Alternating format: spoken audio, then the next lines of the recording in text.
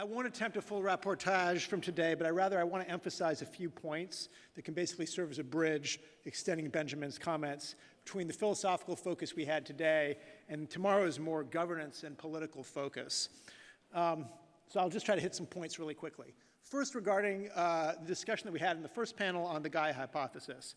I have to say that I'm not personally worried about the fate of life on Earth. To Adam Frank's point, we have a mature biosphere. That means we have a biosphere that will sustain itself over time. The bacteria are going to be just fine, no matter what we do.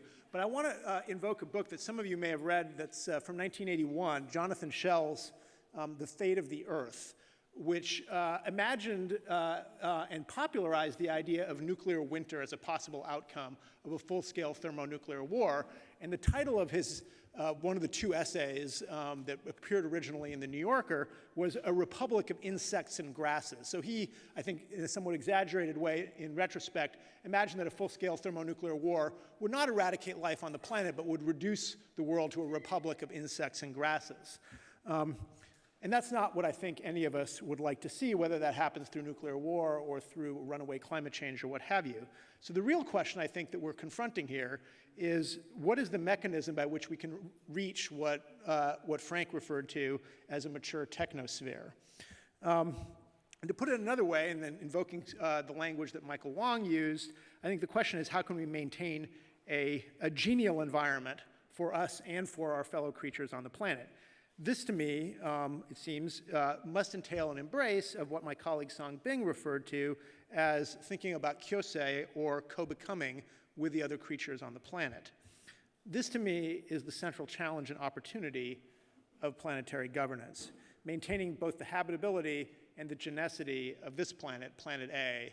There are planets B, C, and infinitely many more, as we discussed today, but the one we're going to live on, the vast majority of us, is going to be this one, and so maintaining the habitability and genicity of this planet seems to me to be the central problem that we face.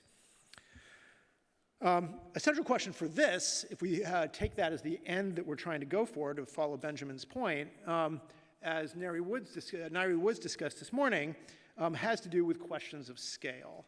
A big question I think that we're going to be needing to confront tomorrow is at what scales can we achieve different forms of solidarities that can allow for collective action. For most of the history of our species, that limit, as Yamagiwa-san spoke about this morning, seemed to be the Dunbar number of 150 people. And when I say for most of the history of our species, that was true for at least 90, if not 95 or 99% of our species up until the arrival of agriculture and settled civilization. But clearly, the last 10,000 years prove that humans are capable of scaling communities and solidarities beyond the Dunbar number. We already have national states that number in the tens, hundreds of millions, even thousands of millions of people. And the question is, can we achieve even greater scales than that?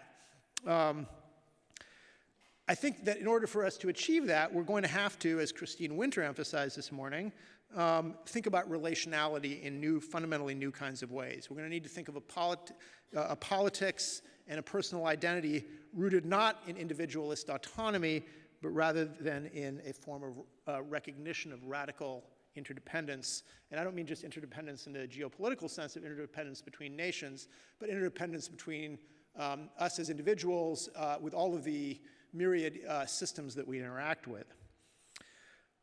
The other point I would like to say in anticipation of some of the discussion tomorrow is that the question of scale that we need to consider is not just spatial, but also temporal.